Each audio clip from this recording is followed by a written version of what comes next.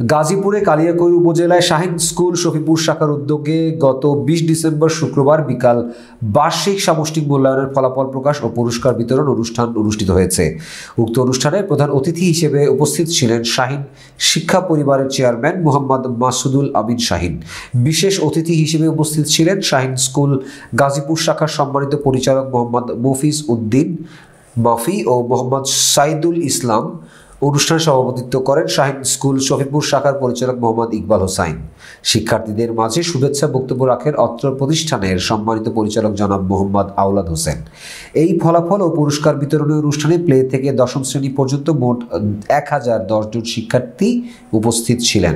প্রধান অতিথি উক্ত শিক্ষার্থীদের মাঝে শ্রেণীভিত্তিক প্রথম, দ্বিতীয় ও তৃতীয় স্থান অর্জনকারী শিক্ষার্থীদের হাতে পুরস্কার তুলে দেন। বাকি শিক্ষার্থীদের উৎসাহ প্রদানের জন্য সান্ত্বনামূলক পুরস্কার প্রদান করেন। প্রধান অতিথি সকল স্তরের শিক্ষার্থীদের উদ্দেশ্যে গুরুত্বপূর্ণ বক্তব্য রাখেন। তিনি আরও বলেন, শিক্ষার্থীদের মাঝে শিক্ষার্থীদের মেধা বিকাশের জন্য শিক্ষক, অভিভাবক ও শিক্ষার্থীর মধ্যে যোগাযোগ ও সুসম্পর্ক অতি গুরুত্বপূর্ণ বিষয়। একজন আদর্শ শিক্ষার্থী গড়তে হলে নৈতিক শিক্ষার বিকল্প নাই। সব শেষে সভাপতির সমাপনী বক্তব্যের মধ্য দিয়ে অনুষ্ঠানটি শেষ হয়।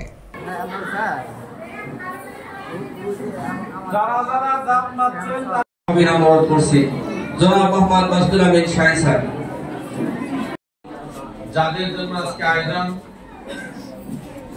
সেই হয়েছেন 100 ভাগ আন্তরিকভাবে কাজ করবেন এই প্রতিশ্রুতি দিয়ে।